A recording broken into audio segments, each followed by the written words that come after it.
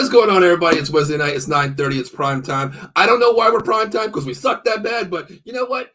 It's myself, Paul Spencer. That is Dave Yarnell. We're the 215 boys, and we represent ourselves, not the Dallas Cowboys because we're bad, but we are still prime time because it's Dave and Paul. What's going on, Dave? Not much, Paul. How are you? I'm okay, Dave. I'm okay. I went to the doctors. I got a new regimen of a mind control medicines here, so I'm actually feeling okay. I'm still a little disappointed, but my doctor helped me out and gave me some new meds after that bullshit last week. Any trees cut down at home? You know what, Dave? I actually did try to go out there, but Dave, you've seen the pictures of my house, and it's like, about 8 inches of snow in the backyard. I can't even get to my trash cans right now still. So I tried. I'm a smart man, Dave, even though I'm a Cowboys fan. I got to question that sometimes, but I didn't cut down we all do. I didn't cut down trees, but Dave, I still have it ready to go. He still has the chainsaw. I still have my chainsaw. It's right here, ready to go. I'm waiting for the weather to break because you know what? Me and some trees I got names on my trees, Dave. I got a brochure right here. I got names of players, and I'm going to put them on the trees, and they're going down in a certain order, Dave. Put it that way. Is Tony Pollard one of them? Let me see, Dave. I'm just asking. You want to know where he's on my list? Truthfully, He's got to be 4 or 5. He's number 3 on my list, Dave. He's a third. I was close. He's the third tree coming down, Dave. Well, he's the third tree coming down. Yeah, he's the third tree coming down. I got 12 trees that I got a beef with this year, Dave. So, oh man. I know Jordan Lewis has got to be one of them, right?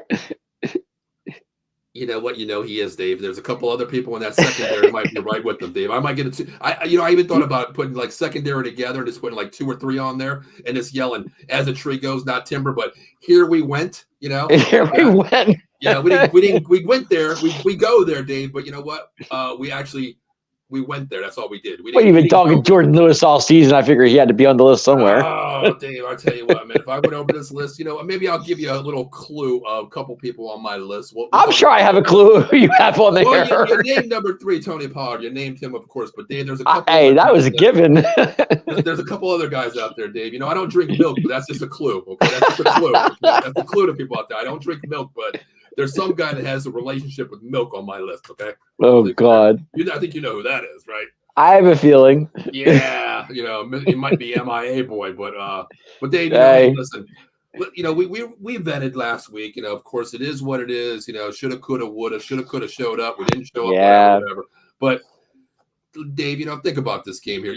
Everybody, I seen a lot of people today, Dave, say you got to give Dak this year. He had 400 yards. You said that last week, but Dave, it was what was the score? 41-18 going in with like 6 minutes to go, right?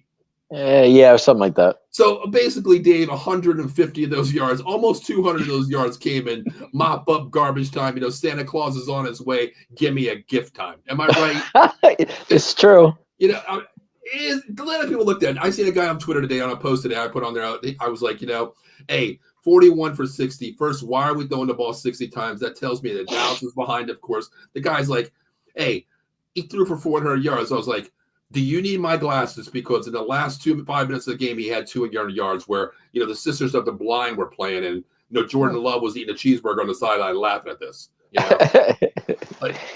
But he did throw some good throws to Ferguson, though. He did have 3 touchdowns. Hey, the good thing is I won money on that. Finally, my wish came through. The last game of the season for us. What did I say? I've been waiting for 3 touchdowns from tight ends. How I got it, I didn't care. I put Hendershot as 2, or I'm sorry, Ferguson as 2, and then the other tight end was just anytime 3 TDs. It's called the triple D in Dallas, and I got 3 TDs. Yep. I scored on that. Finally, at least I think it was God's way to say, Dave, Paul, you struggle for 29 years. There you go. Here's a little pizza money. You know what? Go have pizza on the boys tonight. At least I won that, Dave. It was funny. Everybody's sitting there like when the game was pretty much over, and we're like, okay, it's over. And Dak's in there. Then he's throwing times in the fourth quarter when it didn't matter. It's like, okay. You look at that scenario, Dave. Yeah, he did throw some good balls in the fourth quarter of the last he did. The game, basically. But you look at it 2 ways, Dave. Okay, Dave. You got the all-stars out there for Green Bay in the secondary. They give them hats off, Dave. Take your hat off, tip your hat. They played well. They did their job. But, Dave, in the first 3 quarters, fourth quarters, going into the fourth quarter, mid-fourth quarter, Dave, they played their personnel, the starters out there. And that's when Matt LaFleur said, hey, Paul and Dave, come on in. You guys play. Now, maybe that's what Dak said, and it's just like, oh, well, I can beat these guys. Paul and Dave are playing corner. I can throw dimes out there now. Or was it just, you know what, Dave, he finally found his rhythm in Too little, too late. 52 minutes into the game, you finally find your rhythm. 2 minutes out of the game, you play like crap. Last 8 minutes, you're on point. I don't know, Dave. I just don't want to rehash it too much going back to that because these blood pressure medicine are actually working for me, Dave, and I don't want to get on another one. You know, I can't do that. No, what ticked me off was the defense in the beginning of the game. I mean, because my God, I mean, Green Bay went down the field. They went 73 yards in the first drive. It's like, come on, man. And, you know what, Dave? We always talk about momentum here, and what like I said, Green Bay goes into our house and says, you know what, hey, we're a wild card team here. We're the 7th seed. We scratched our way. We clawed our way into this. Nobody projected us to get here. We won 5 out of 6 to get in. Did what we had to do. But what I said, I think coaching or gameplay is momentum play. You play with house money.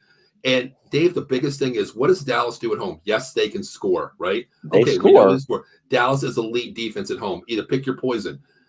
I think when Green Bay won that ball, I said to myself, I'm like, what are they going to do here? This could be the coin toss of mental play here. Does LaFleur say, I'm taking the ball and I'm going down the field and your house is scoring your first?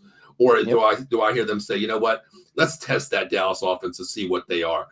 LaFleur won that coin toss, took that ball, Dave, got the opening kickoff, 25-yard line, took it right down the field and scored. And they did. I mean, kudos to them. They did. But you know me, I've always said to you, I like the ball. I like getting the ball in the second half.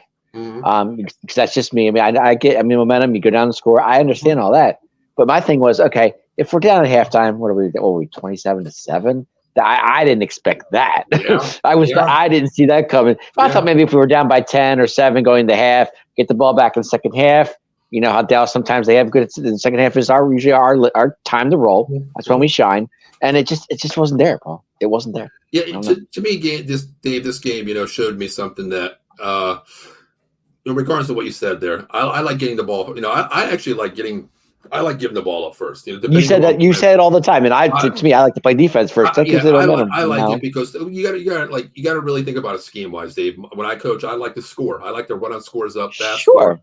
It takes me 2 minutes to score from the 25. I got plays we can get down the field fast. You have a couple timeouts in your pocket. You can use them. You get a score, even if it's a field goal, which is hard in our league. But, you get a field goal by Aubrey, of course. He gets a field goal. That's 3 points. You get the ball back in the second half. That could be a 10-point, a 10-point to 14-point swing. Or, a 3 to 6 point, 3 to 14-point basically swing for your team. But I give Green Bay credit, man. They came down the field. They scored. But the one thing, Dave, I tell you, it proves to me that this Dallas Cowboy team, and we've said this all season long, Dave, we are not a running team, correct? We understand that, right? We don't have a running game, and that's what I'm ticked off about Jerry about, because think about it, during the season, we had chances to get people. We should have got like a Derrick Henry. That would have been perfect to me. I mean, yeah.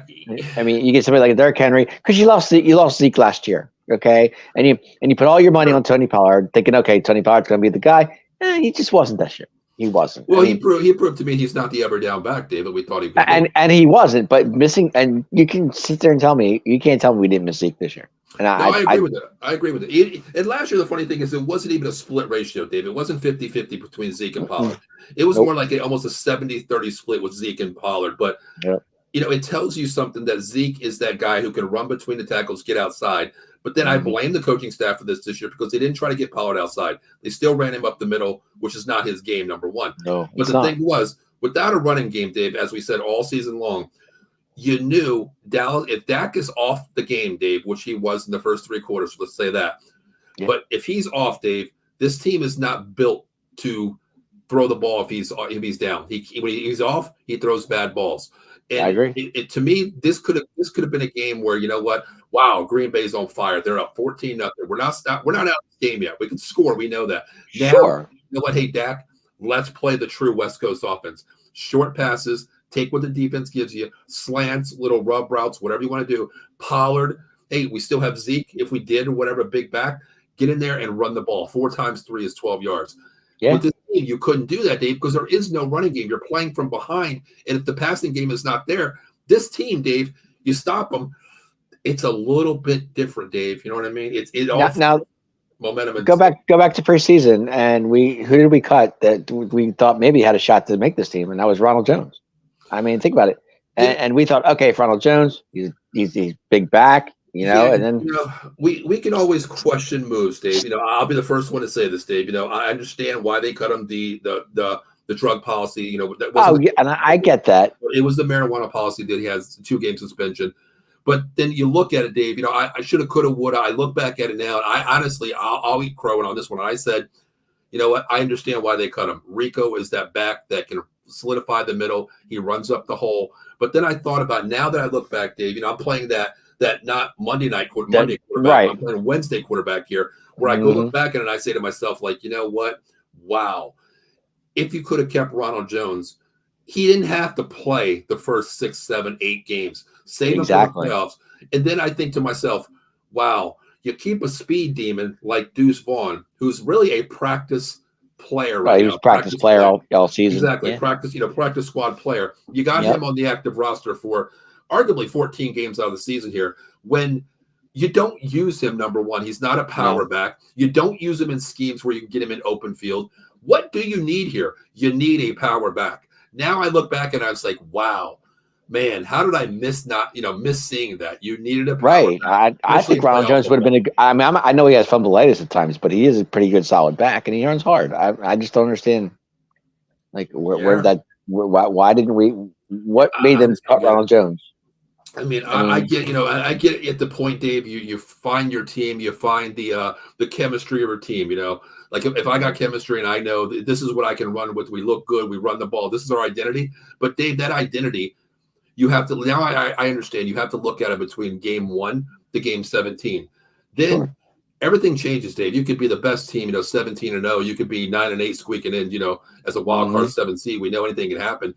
But you have to look at that scheme in the playoffs, and playoffs are a different breed. The game is won in the trenches, and that's where it started with Green Bay, big time running game. Right. Sure, and Green Bay came out. They came out swinging, man. I'm telling you, there was like Jordan Love was on fire. It was like, who is this kid? Where did he come from? Yeah. But we got to look at it this way too, Paul. Honestly, I mean, you look at Jordan Love, right? 3 years under Aaron Rodgers. I mean, come on now. I mean, I know he didn't play, but he did. I mean, he probably learned a lot in those 3 years being under Aaron Rodgers. I'll be the first to admit. I'll be the first to admit, Dave. When I look at I love offense. That's what I love the most. And watching Jordan Love come into the league, and when Aaron Rodgers said, "I don't even know why we're drafting a QB," it made sense to me. Where what, I always believe, Dave. No QB. There is exceptions, Dave. I'm not gonna lie. C.J. Stroud right now is an exception. Right now, he's the way he's playing. But what else did they have? They have David Mills down there. Well, that's you're not going to learn from David Mills, Dave, number one. But you sit behind a QB. Look at Dak. The saving grace was he sat behind a guy named Romo, who arguably probably was one of the best quarterbacks that we had in history. But the thing was, Dave, when he got injured, he wasn't that Aaron Rodgers guy saying, screw this dude, Dak Prescott. He took my job. He was on the field with him, Dave, saying, hey, this is what you see. This is what you see. You're the man. Take this team. He did that. Jordan Love sat behind arguably a Hall of Fame quarterback, which he's going to be one day, and Aaron Rodgers. He sat behind him, learned, and you got to think about it. Who did he learn from? He learned under, basically a Mike McCarthy tree and Matt LaFleur as well. So he's smart. Yeah. He has it. He has the intelligence. And this was his audition, Dave. What better way in the playoffs, your first debut of the playoff game, to go out and drop 48 points on the Dallas Cowboys? Well, that's true. I mean, but our defense was so vanilla. I don't understand what happened there. I just don't get it. I don't either, Dave. Was it Dan Quinn? Did he want to get out of there? I don't understand it. You did say that. You did say that, Dave. And I made a comment about transfer portals. Like in college, we know that players can transfer during a certain time allotted. Even during a bowl game, Dave. We got a bowl game in a month from now. Well, Dave, I'm telling you right now, I'm transferring. I'm going to pput it online. I'm transferring. I'm getting out of here. I hate that because I think no matter – I don't care, Dave. I don't care if you're 0-17 right now and, you're eliminated in week 9. You're not going to make the playoffs. You should not be allowed to contact any other team or any other team contact you until the Super Bowl is played. That totally there could be, that – what is it in basketball, Dave? The tampering law. I understand all that's going to happen, Dave. Technology, communication, whatever. You can do that. But I hate that. That was on my mind a little bit too. But I'll tell you one thing. unless he had a job lined up, which I don't think what you said could be correct. Well, he's got 5 interviews coming up now. My God. That's what I mean. That's what I mean about that, Dave. You said about, does he have a job lined up where he knows he can give 2 shits about this game right now, okay? Right. He has a head coach job lined up.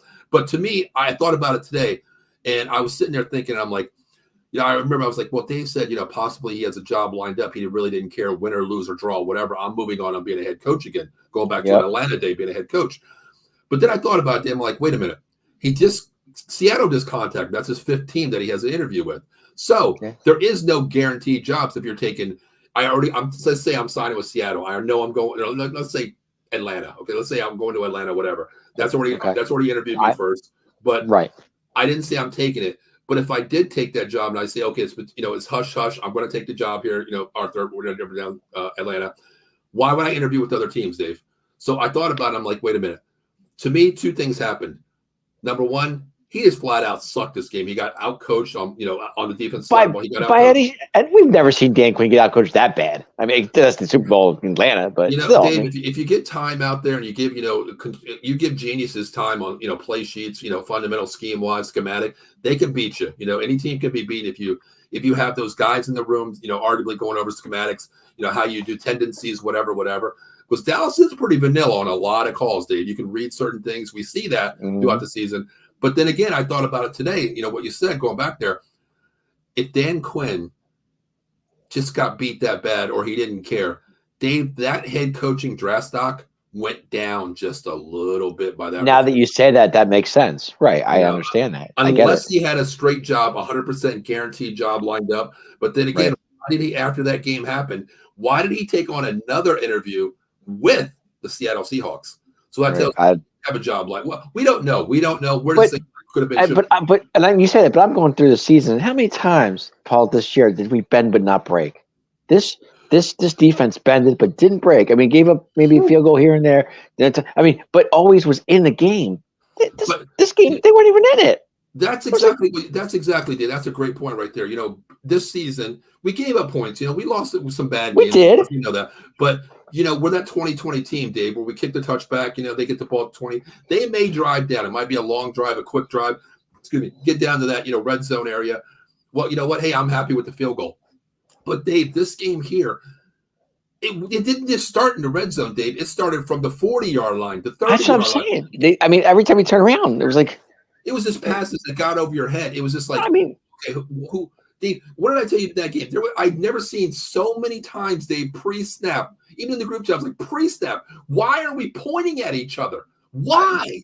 We don't. Guys were getting off and off the field. They didn't know what was going on. Who was covering who? We were lost. We were totally lost. That was the key word right there. That secondary. This is something I've seen a lot. The only time I've seen that, Dave, was when we played the Niners. All that motion. Yeah. You're going to have to communicate. Hey, Dave, I'm going through. I'm coming across. Dave, he's coming across. You pick. I thought it was like the Arizona game too, if you think about it, because like Arizona, we were lost in that point too. Because I think that was just an overlook game, Dave. I think that was. That could have been. That could have been. But my point being is our defense. Getting those guys get to the 10, 15-yard line. Hey, Eileen, how you doing, babe? Eileen. But our guys get to the 10, 15-yard line. It was like we bended, but we didn't break. You know what I'm saying? And in this game, we just broke. Everything just went. Dave, I tell you what, man. Thank God I took some pain pills that day because my back was hurting. I thought I was on the field like trying to carry a team, but it was Dave. Like I said, it was like from the 45-yard line, to the 30-yard line. It was just keep what's in front of you. Like that's Dan Quinn's philosophy. Hey, listen, we're going to give up some points, but keep it in front of you. Don't give up the big play. Here it was just like, okay, you know what? We're going to give up. We're not going to give you the short play, but we don't care about the long play. That's the way it was, Dave. How many passes they have over 20 yards for TDs? 3. I'll tell you. And there was one coach at halftime that was really pissed off. Well, Dave, you know what? I think he went off. I think we talked enough about this game. I don't want to talk. about it did you see him go off though? He went off. He was really mad. That's what I mean. I don't want to talk about this game anymore. It is what it is. We lost, but it's done. It's over. It's done. Let's move on. Since you said that, Dave, real quick before we talk about some news that came in today, that coach that we seen at halftime, Jimmy Johnson, arguably the best. I know you love Landry, but to me, Jimmy Johnson rebuilt a team with philosophy, scheme, and putting the balls on the table. What he said at halftime, he's like, if I'm in there, I'm going off on this team, this, that, and the other thing. Dave, I tell you what, I would have taken Strahan at that point. He was even ready to go. Strahan dropped down in a 3-point stance, and they were pulling him up. You know? But Dave, I tell you what, I can't get up in the morning sometimes with my back and the way my body is. But I tell you what, I was ready to run through a brick wall when I heard Jimmy Johnson speak. Yeah, I think we all were. I mean, 72 years old, Dave. 72 years old. And I could just see Tom Landry. He's probably rolling in his grave. I was like, "What are you doing to my team? What is going on here with my team?" You know? Yeah, I can see him up in that recliner up there with that. And I love Tom. You know me. I love Landry. I always did. I miss Tom. I really do. But Dave, you know what? Hey, let's talk about something. Speaking of coaches here. Yeah. Well, Dave. Yeah. You know, wow. Mikey's back, Dave. Mikey is back. Yeah. How do you feel, Dave? How do you feel? I'll let you go first with this one because I think we're on different sides of this one, Dave. Well, I think you know how I feel about this. I do, but you got to tell the people out there how you feel. I know. Okay. I am okay with it, and I'll tell you why. Okay. He's been here, what, 4 years? 4 years. 4 years. Okay. And every single year we've gone 12-5, 12-5, and 12-5. And okay. 1-9-8 year. 1-9-8. Okay. I'll give you that. But in the 3 12-5s, you won a playoff game. This year, you won a division. You won. We'll go year by year. But that one game, Dave, wasn't that a bullshit call by the linebacker that made the bad call that used to play for Dallas against us? That pass interference call that helped us get to the playoffs. Remember that one? I forgot. Yes, I do. Anthony Hitchinson. Anthony Hitchinson. Yes. Yes, that one right there. Yes, Anthony Hitchinson. So 12-5. That was 9-8 year, if I'm not mistaken. No, that we didn't. I believe it was. Yeah. Well, the 1 year we got there, Aiden Hitchinson got us that BS call that made us to the playoffs. We beat Detroit too that year. But okay, you're knocked out, Dave. You get beat in the first round of that year, right? Okay. Yeah. All right, now go to the next 12-5 year. 12-5. Was that San Francisco, or was that? I'm trying to figure. Yeah, that was San Francisco, Dave. Okay. That was fundamental football. Where Dak. Well, it was last year. It was Tampa. We won that round, and we got beat in the next round by San Fran. Okay, so it was San Fran the first year, and I'm going confused here. Anyway, 12-5 San Francisco. You lost, and then next year you went 12-5 again. You didn't win the division, but you went into Tampa and you won. You took Brady out of his misery. He was done. Okay, then that next round you went to San Francisco and you got beat. This year, if I'm missing one, this year you won the division.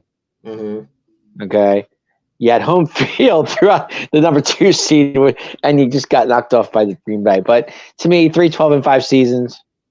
You won a division, and McCarthy's record is. If you go back and look at his track record, he does win games. Now, playoff wise, it's not the greatest, but he does have a Super Bowl under his belt. So, we got to go. I know participation share for you. I get it. I wasn't going to say that word. I know what you're thinking, but my point being is, you have the best quarterback in the division, without a shadow of a doubt.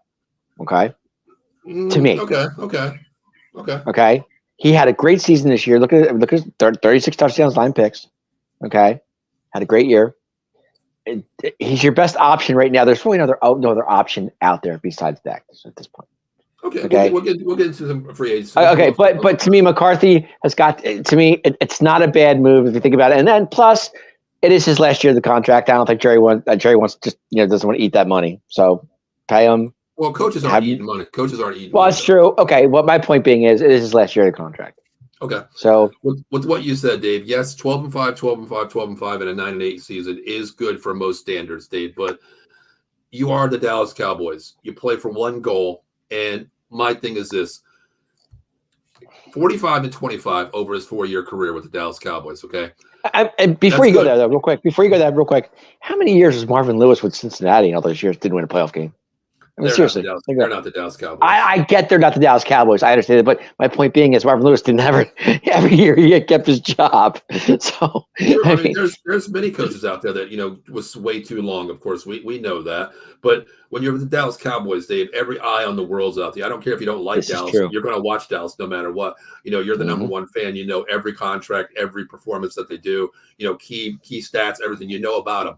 But 45-25, Dave, on arguably any other team. I'd be okay as a franchise. Exactly what you're saying. Hey, I'm cool with that. 9-8, over 500. 12-5. Hey, good. We didn't win division, but we got the playoffs. 12-5, win division in the playoffs. 12-5. We win a playoff game. Not in those years, Dave. That straight right, year. right, right. But Dave, 45-25. Yes, you're over 500. That's great. I give you that. Way over 500. But Dave, the one thing I look at is this next thing. Two numbers I'm going to throw at you real quick. Okay. Ready for this? 1-3 in the playoffs. Yeah. And that one win was against Tom Brady, who basically was not Tom Brady in that. No, he wasn't. Last year, Dave. No. You think about that 1-3, Dave, in playoffs when, yes, you know what? Hey, 12-5, 12-5, 12-5, 9-8, great years, but man, 1-3 when time shines. You know what I mean? When all eyes are on you, the biggest stage of the career, the franchise here, playoff time. We always say, hey, you could be a regular season. Look, my favorite quarterback, Dave Peyton Manning, arguably the greatest regular season. Well, he didn't win his Super Bowl till his 9th year too. If you think about it. Dave, I can't wait 9 years with Dak, brother. We're approaching 8 right now. We're approaching 8. Oh, yeah. Well, yeah. But I'm just saying, but it took. You said about being Mike McCarthy. Dave, I do get it. We talked off camera here, and I know situational here. I thought the writing was on the wall that Harbaugh possibly could be the new replacement. Reason why? Well, he told his best wide receiver something possible. We don't know if he did or not. He left. He put in transfer portal. The next day, J.J. McCarthy, he's not ready to be an NFL quarterback. He's going to be a clipboard guy, that journey guy, holding clipboard for any team out there. He's not going to be a starter. He goes to the NFL draft. Next day, a senior who's arguably one of the top 2 running backs in the country wants to come back with J.J. McCarthy to win another championship because the slogan is Michigan versus everybody. They want another one. They want to prove everyone wrong. Next day, Blake Corum says, I'm going to the NFL draft. Dave, yesterday, 4 players transferring out of Michigan. The national championship team is transferring, Dave. So that tells you writing was on the wall. And I thought this, if Mike McCarthy's gone, which I really wanted him gone, I want a new. I know you did. I want a new philosophy, a new culture. Big word, culture. I want a new culture to where, I don't want a guy. I want a guy like Dan Campbell to come in here and say, Dave, I don't like the shirt you're wearing. Get it the hell off. This is what you're going to wear. This is what I want. I want a coach to come in there and put down the bylaws, put down the groundwork, start it from the foundation, and build this up. I thought Harbaugh would be the guy. Jesse Mentors would be the guy. Sharon Moore would be the guy for Dallas because Dan Quinn's going to be gone if somebody else comes in here, especially Harbaugh being a DC. I thought Michigan's whole team coaching would come in here. I thought, but now Mike McCarthy's stuck. I'm okay with it. Because I don't think there's anybody. I was actually thinking Vrabel, to be honest with you. That was my next guess before McCarthy. Okay, but if you take Vrabel, who are you going to bring in? Because I thought maybe with Vrabel, I thought maybe Derrick Henry would follow, and I thought maybe okay. Okay, but you don't have an OC. True. Who are you going to get for OC then? So basically, you're taking your head coach out of here. Who is okay? Okay. I'll give him okay. I'll give him the okay. Not in capital letters, little letters, Dave. Okay. Offensive coordinator. He understands the lingo. He has the flow with Dak. He has the here we go with Dak. He's opened that up. But you bring in a Vrabel, a different voice, who's not an OC. You bring him with another coordinator now. Now it's a rebuilding terminology with another language. I wouldn't see Vrabel. The only guy I just thought of him. It was just something because I know he was out there. So I'm thinking maybe Vrabel. I knew Belichick. He was interviewing with Atlanta. And I don't know. Belichick is not the puppet. He'll come in here and say, Jerry, F you. Oh, no. That's what I'm saying. There's 2 would butt heads. Don't tell me they wouldn't. Come on. The only guy that I thought possibly would be a Harbaugh guy. He's a yes man, but no man at the same time. He'll listen to you, but it's his way. And he's one. That's what I'm saying. He would want power too. Look what he did with San Francisco. He basically rebuilt San Francisco's defense. And with Kaepernick, he went to the Super Bowl. Yeah. Even with the Kaepernick guy, who really wasn't a quarterback. He was a running guy, but he put him in situations to win. You look what he did at Michigan. The other guy that I wanted, Dave, was probably going to be a hot commodity, which is Ben Johnson from the Detroit Lions. You mentioned him. Yeah. The only way I can see him moving if it's a head coaching job. He would not. A lot of people in Philadelphia saying, oh, Ben Johnson. Here's my thing. They're going to keep Sirianni. You think? Yes. They're already interviewing DCs right now. They're going to keep Sirianni. Really? Wow. Here's the thing. You're going to keep Sirianni. Why do you think Ben Johnson would want to come to Philadelphia and coach and be the same No ladder movement, same situation, OC for the Philadelphia Eagles. What do you have it better than being in Detroit as an OC? Why not stay there with the weapons he has? And you come down to Philly, who I don't know what this quarterback is. I don't know what A.J. Brown's issue is. Kelsey's retired. It's a rebuild, not a rebuild offensive line. Wow. You got Dickerson coming in. We get that. But right. There's so many problems in Philadelphia and Detroit. Yeah, they have issues right now. You got one hell of a chance to get to the Super Bowl with this team. If you don't get a head coaching job, he stays, but I think he's a head coach somewhere. San Diego, I think San Diego. Or, Dave, what better place for Ben Johnson to go? What team has arguably the best wide receivers in the league that didn't make the playoffs this year? Oh, well, Jacksonville. No, NFC. I'll put it NFC. Oh, NFC. Sorry, I thought you were going to NFC. It's really cold up there too. Oh, Seattle. Really cold. Seattle. Yeah, good point. What can he do? I wasn't even thinking that. Seattle was even on my mind. But yeah, you go out and you got a late draft pick. You go out and get a quarterback like somebody that plays in Washington, Michael Penix, with Lockett, Metcalf, and Bigba Smith. Mm-hmm. And Kenny Walker. That's what I mean. It's an offense ready to go. You have the Detroit Lions model, so why not? That would be the perfect situation for him. But I don't know, Dave. But how about we talk about one more coach before we get into free agency here? Let's talk about Mr. Dan Quinn. Yeah. Five interviews, Dave, this week. Five. Yeah, and I know one of them Seattle. Seattle. His last one was Seattle. Seattle just added it on. Yes. I don't know the other four though. I didn't hear what they were. The Chargers, the Falcons, the Titans. Goodness gracious, I'm losing a blank here. I forgot who the other two were. Honestly, I forgot. You said the Chargers? Yeah, the Chargers. He's going to interview with the Chargers. I don't know if he'd go there. No. Hey, reunite with Kellen Moore. Reunite with the Wonder Boy. Yeah, I can't see him doing that. No. No. What do you see, Dave? You're okay, Dave. It's tough because you don't know. I mean, Seattle would be the key fit for him. That's what I was talking to. I was talking to Adam today. We were talking about it, and I said, I wanted Harbaugh because of the culture. We both used the word culture, and when we were talking back and forth. But I said Dan Quinn probably is the key front runner for Seattle's job. He knows that. I would think so. And the greatest thing is too, he has chemistry there. Not with the players. And they know him. They know him. He knows them. Who is their player counselor right now for the Seattle Seahawks, Dave? Player count? Pete Carroll. Oh yeah. Well, yeah. Sorry. And the guy that got fired. Well, yeah, he got fired from coaching, but they kept him. Right. I forgot he was the. Dave, who was the head coach and who was the assistant DC/DC coordinator? Dan Quinn. Sure, under Pete Carroll. There is Legion of Boom. Yeah, right. I know this guy. I know what he can do. He knows the Legion of Boom. Let's bring it back. We go out and get that OC. Maybe we get a good, not a vanilla OC. Bring it back here. Hey, I'd be like this if I'm Pete Carroll. Say, hey, look, your defense is elite. We know that. We have a good defense. Let's bring back the Legion of Boom. Oh, coach, if I'm there, what about the offense? Hey, listen, you guys got an idiot like Mike McCarthy. We can go out and get a monkey off the street and be as good as him. So, you know what I mean? Come on back to Seattle. Why not? You think about it, Dave. I think that would be the best fit. I really do. But I agree. Has his draft stock, transfer ability, I keep saying it was college, like transfer here. Has his draft stock gone down to getting head coaching job after this disgraceful loss? It could have been. It definitely could have after this loss to Green Bay. Sure, absolutely. But to me,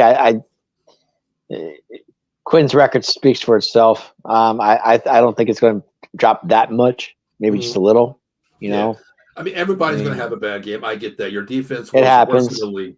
Yeah, your defense was worse in the league 3 years ago. Last year, you're top 5 in any category. It's not like we were the worst defense in the division or league. So Hey, well, you know what? Wherever that team, the worst is sitting there, we're sitting right with them on the couch, Dave. So we're that bad too. But we're all.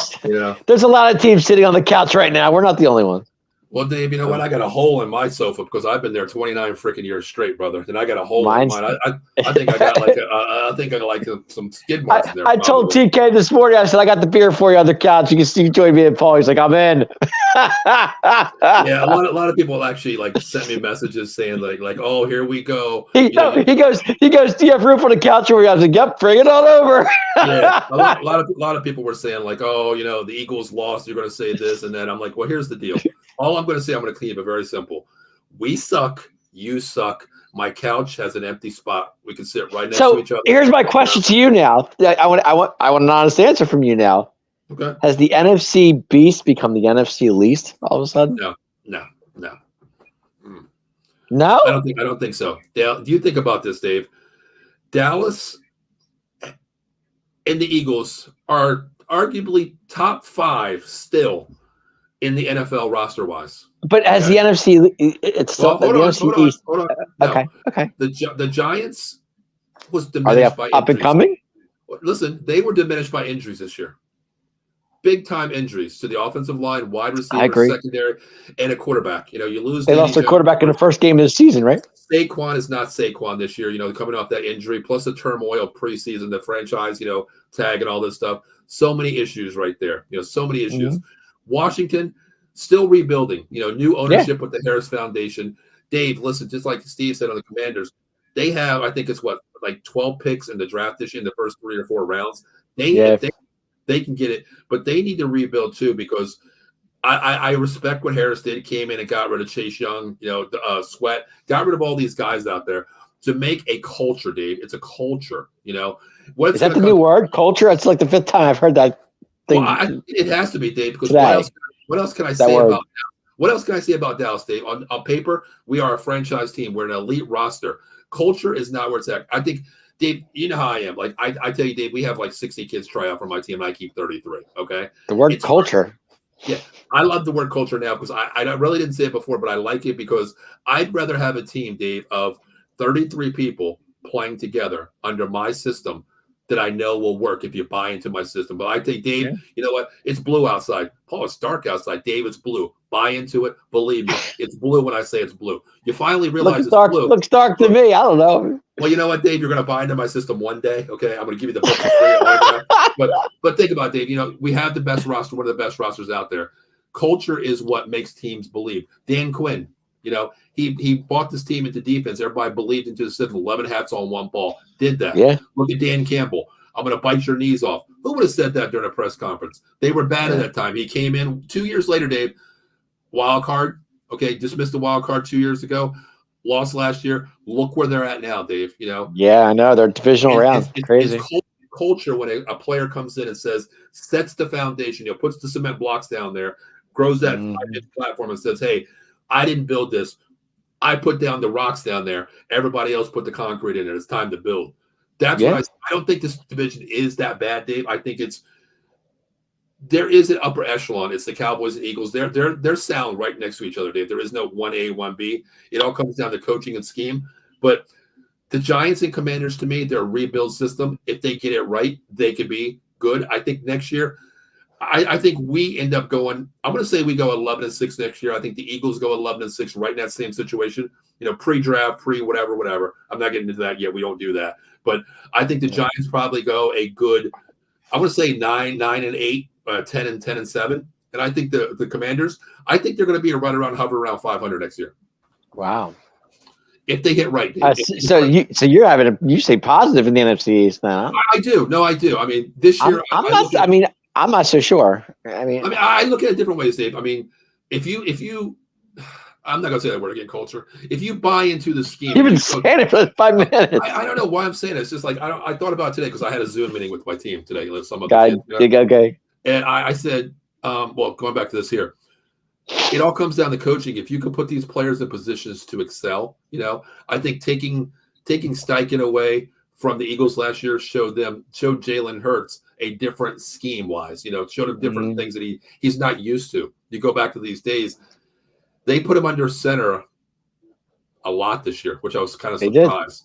Yeah. To me, there's certain quarterbacks that belong in a shotgun. Jalen Hurts is one of those guys because he's an RPO guy, Being under center, it's a little bit different animal for some people. You go back to Alabama where he was playing shotgun. You go to Oklahoma, I think he spent 2 snaps in the whole damn season under center, and that was it.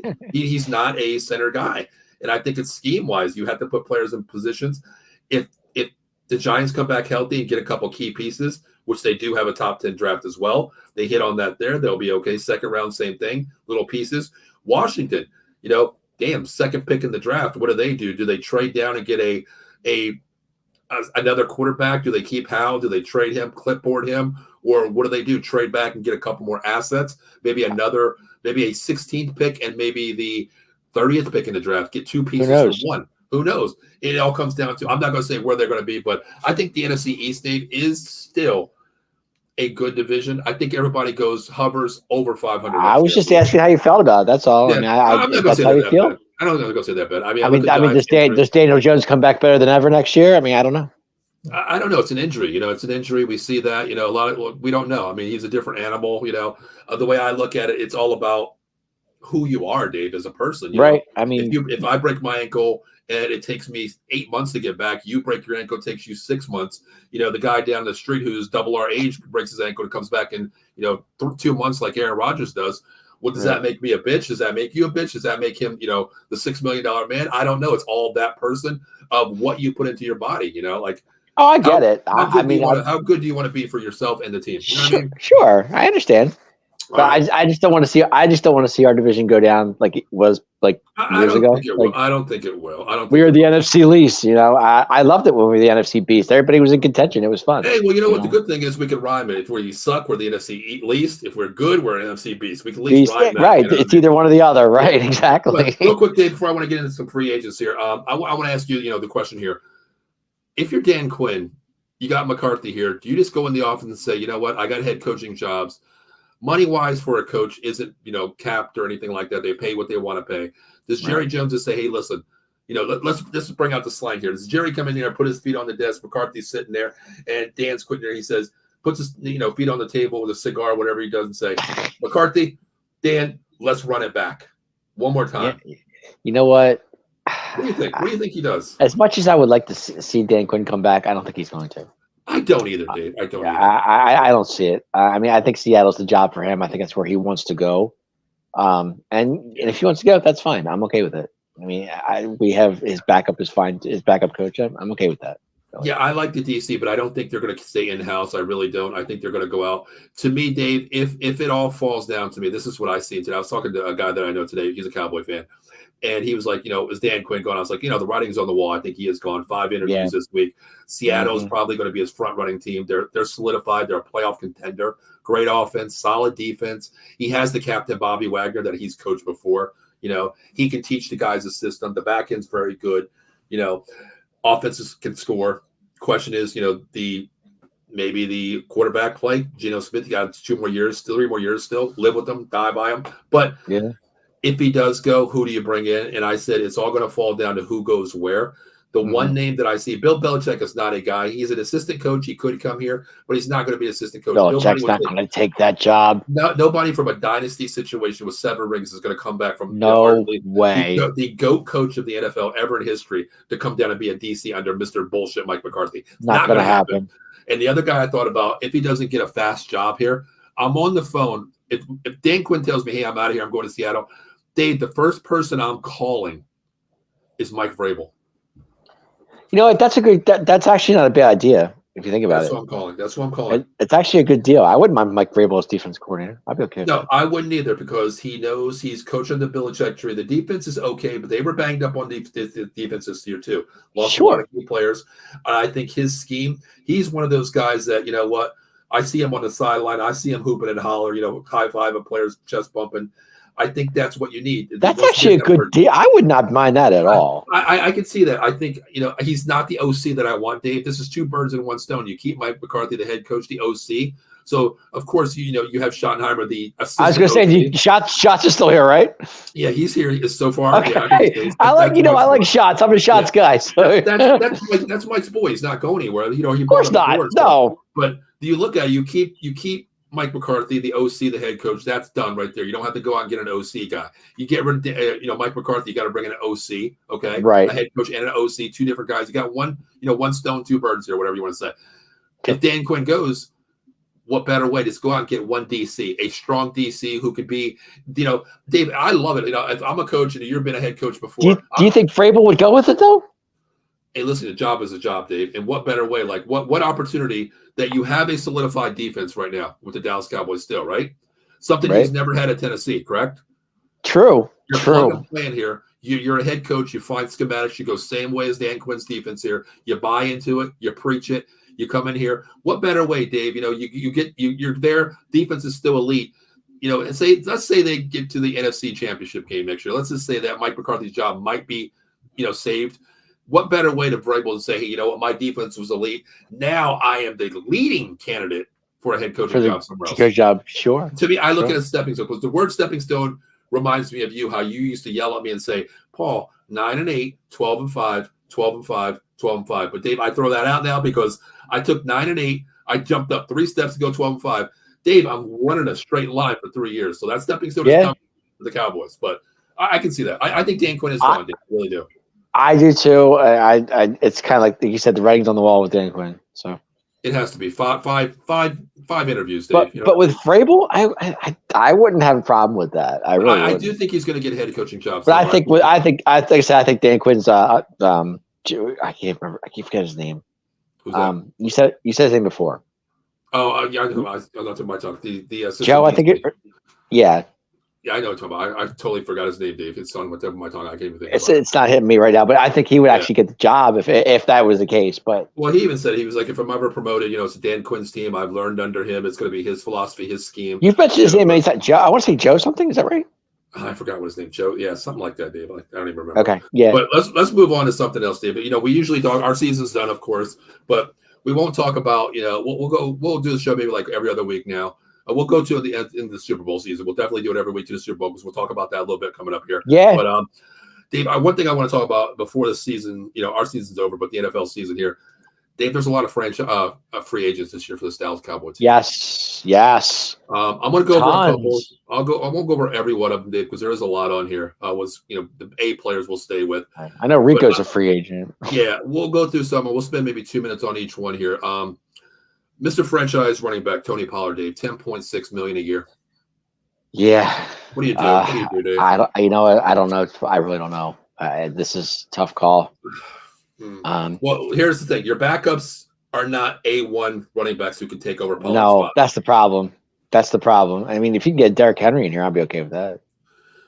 Leading to me, yes, I'd say right now, no matter what you have, I don't want to say cut him right now. I wouldn't franchise him at 10 point. It's going to go up next year, Dave. It's going to go up to about 11 million. It's going to go up because every year it's the top running backs in the league, and running backs are isolated to a certain standard. So let's just say 11 million next year. He's not $11 million to me when I can go out and, you know what, I'll sign Derrick Henry because his last game he showed me something, Dave. I would love Derrick Henry here. I've been begging for that for months. I'll give him a 2-year, $20 million contract for here. I would too.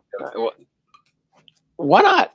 But let's just put it this way. Let's say we're not getting anybody as a replacement, Dave. Let's just put it this way. Is this guy cuttable? That's all we're going to do tonight. Absolutely. I think so. All right, we're not going to mention anybody. Because if you think about it, like you said, if you say they go out and get Derrick Henry, okay? You keep Rico give Rico. Buy Pollard. Right. Yeah, my point exactly. And you keep Rico as your backup. I'm okay with that. I'm okay with that. All right, let's move on. We're going to say we're both going to agree right now based on what he's done this year, and not this. I don't want to bring anybody in, Dave. That's later on draft. We'll get to that point there. Right. Yes, I agree. Cut Pollard right now. He's cuttable. Let's put it cuttable. He's definitely cuttable. Absolutely. Okay. Let's move on, Dave. I twisted my neck getting out of bed this morning. Tyron Smith. I love him, but he's got to go. Bye. I love Tyron. I'm a Tyron guy. Dave, I think I'm the only guy that has his jersey, Tyron Smith. I know.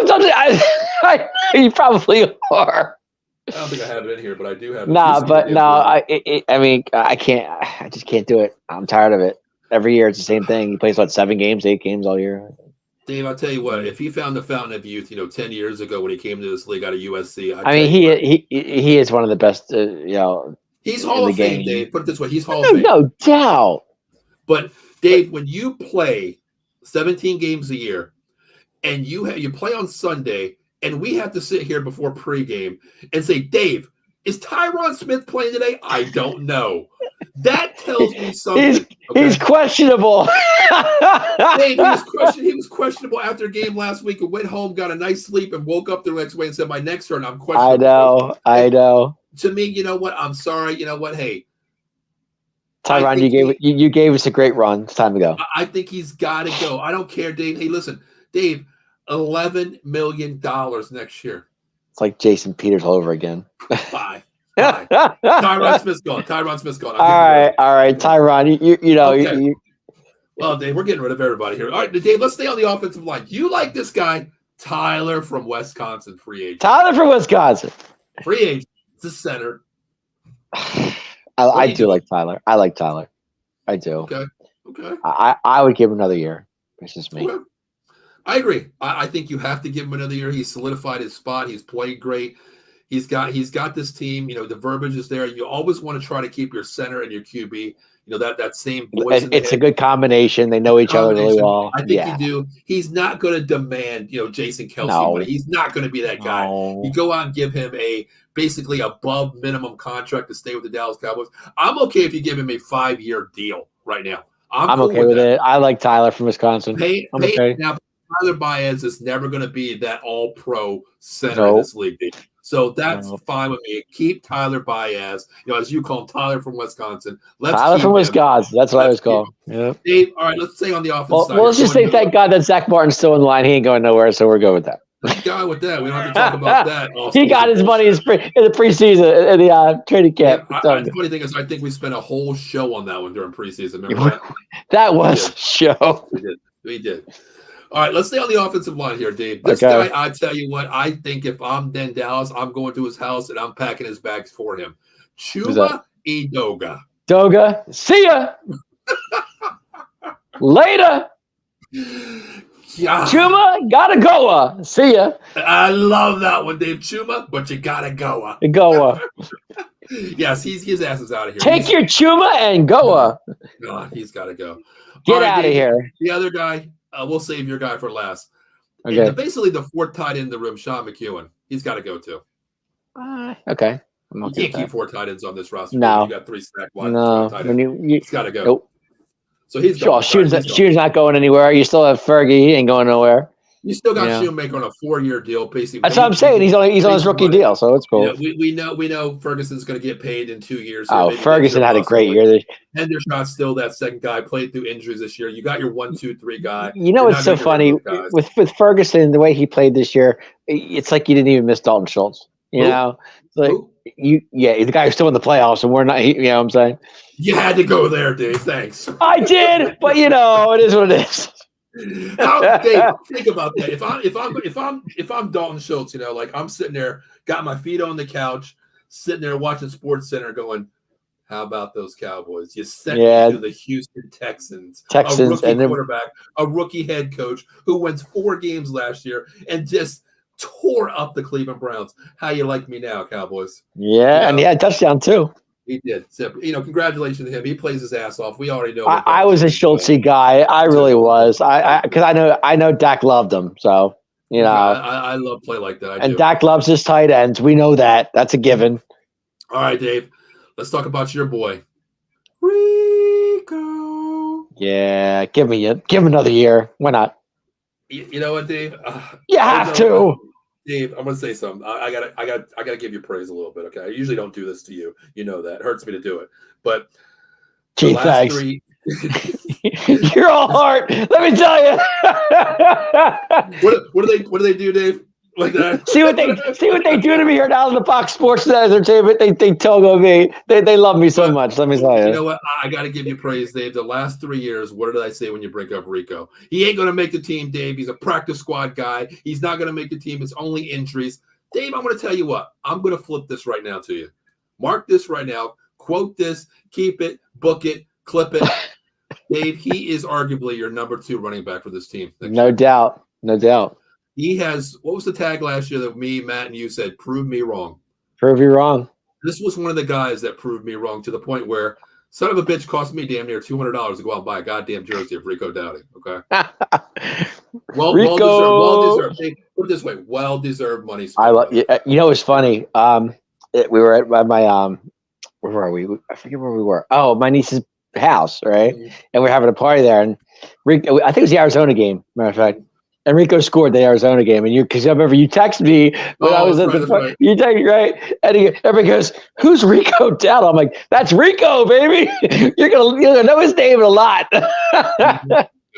It's kind of cool. Like every time he scores, I get to say in the group chat, Rico. They're like, Rico who? When he scored, I go, Rico, and everybody goes, who? Yes. I think like you'll know that name. And it's a crazy thing. He's not going to demand it. I think he made 1.1 or something like $1 million. Yeah, he didn't make much. No, he's not going to make anything. No. He's going to be your $2 million running back at most to be your strong number 2. To me, he's like the Julius Jones and Marion Barber. Who I was a fan of. I love Julius Jones. I miss him. I loved him. And he's like our Marion Barber. Rest in peace, Marion up there. Dude, yeah, he was that guy. He's that guy that looks for the hole, hits the hole, and takes Marion the Barbarian. Exactly. All right. So, Dave, so far, we're going to get rid of Pollard. We're going to get rid of Tyron Smith. We're going to keep Baez. We are going to Chuma, you got it. Chuma, Dogo, you got to go. You got your ass. Go. See ya. Sean McEwen, we're going to get rid of because we can't afford tight ends. And Rico, we're definitely going to keep. We will lock him up. Dave, let's go to the other side of the ball here. No specific order here. All right. Here we go, Dave. Here we go. Stephon Gilmore. Oh, you know what? Who's going to demand a pretty nice contract, not top 10, not well, if he comes back cheap, I'm okay with it.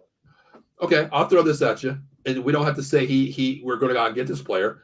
But we do have Diggs coming back with arguably. This is true. Think about this. The last 2 years in the NFL, Trayvon Diggs leading interception. Well, Diggs, and he signed a contract in the beginning of the year. He signed 4 more years coming off. He's not going anywhere. Deron Bland got him for 3 more years. Led the league in picks this year. Dave, and your boy Overshow, it's coming back. Well, we're not getting there. We're not getting there yet. He's a linebacker. But I'm just saying. You have 1 and 2 right now, pick wise, on left and right, left slot, right slot. You got the top 2 cornerbacks in the league. Number 1, where does Gilmore fit in? Does he sit in the nickel? Does he come back cheap? But based on what we know with Diggs coming back off injury, Deron Bland, the way he played this year, is Gilmore cuttable? What do you think? I think he's cuttable, but like I said, if he comes back cheap, I'm okay with it. I agree. If it's a cheap progress, I take him. If it's a cheap deal and he has nowhere else to go, I don't see a problem with it. I would like to keep him. I said in the group chat he is cuttable because Diggs is coming back. We don't know his healthy wise. We don't know that. We've lived with Gallup. We live with Pollard. We know injuries. Dak coming off the injury. We know that. But if he's cheap here, I take him because the fact that I always look at the future here. A lot of these teams, the Eagles, the Commanders, the Giants.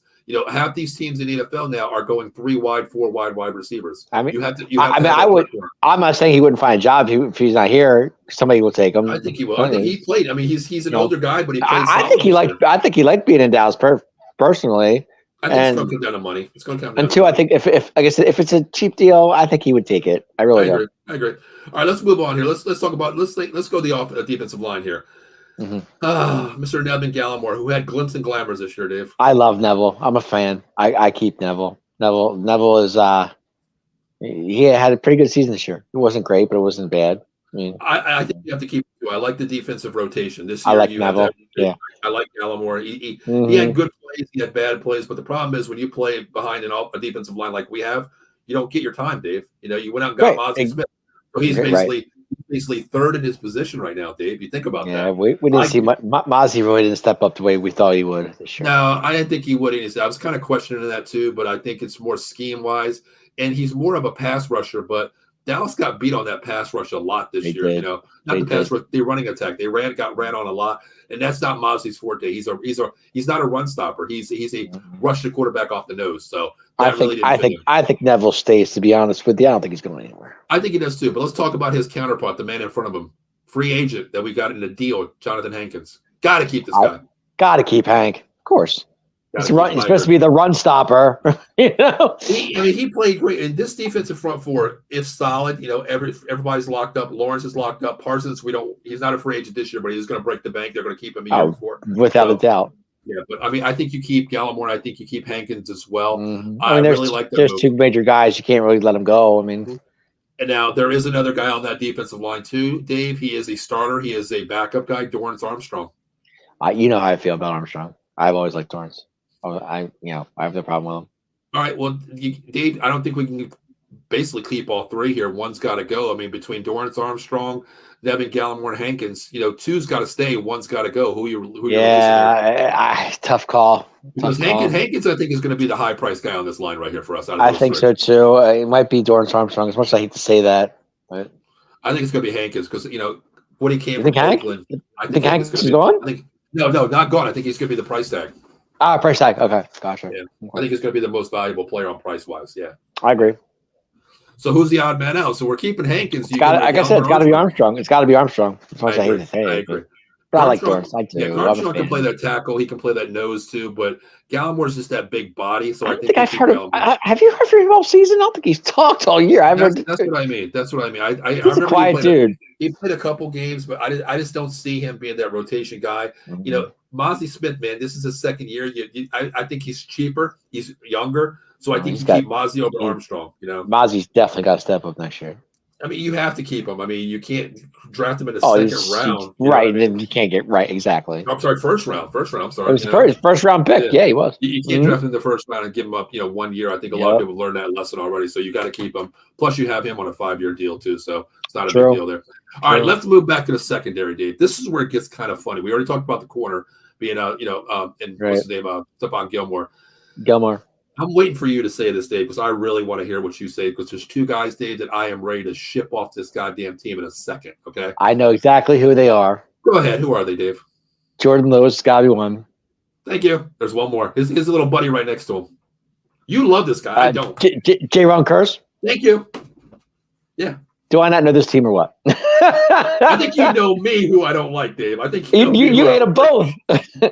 No, Curse King. No, I love Jordan Lewis. I'm a fan. I love J. Lou. I just think he's good. I do. Curse, on the other hand, didn't do as much as I thought he would this year. No, he did not, Dave. J-Ron Curse was nowhere to be found this year. Yeah. But Jordan Lewis did show up in the last 2 games of the season. He did. We saw a little J. Lo, and we did, because I said to you, J. Lo with the pick, and I was like, hey, you're all over it. All right. Well, I'm glad you showed up 2 out of 17 games, Dave. Hey, I'm a J. Lo guy. I am. I always know have. You are. But you know what? Listen, I'll tell you what. Let me catch my breath for this one. Curse. J-Ron. If you can I had such high hopes. Well, here's the thing, Dave. If you can play safety, just safety, and you don't have to guard one-on-one, or you have 2 jobs, is to play the secondary, give help to either side, Bland side, or Gilmore side, you're okay. But when you bring him down in the box and make him cover one-on-one, good God, no, please don't ever do that again. Same thing with your boy Lewis. Glimpse and glamours. True safety playing in the back end, Dave. A lot of help on Bland's side, a lot of help on Gilmore's side. Yep. But Dave, when you bring this down to cover a tight end or a slot wide receiver, oh God, Dave, it's bad. I know. It's bad. It's bad. I agree. Right? Am I right? I'm not saying you're wrong. When they played good, they had Diggs last year, right? They had to help him. He had one job, stay on top of Diggs. Because why? Diggs bites a lot and he gets beat. He makes the right decision. He gets beat. You have takes one chances, job, which sometimes you have to, sometimes you don't. Sure. I get it, but under that system, hey, listen, Dave, you have one job. Paul bites on a lot of passes. Well, here's the job. Stay on his side. Stay behind him. One job. That's all you want to do. We want you to do. This year, okay, you had 2 good corners. You had Gilmore solidifying. Bland saying, wait, don't get beat a lot. Can recover. So you know what? Hey, Dave, we're going to bring you down in the box a little bit and cover. I can't cover, coach. I believe in you. Well, you didn't believe right. You know what I mean? He can't cover. No. So those guys, Dave, unless there is a corner out there, or I'm sorry, safety that you can bring in. The other guy, Dave, he's not a free agent, but I will mention his name.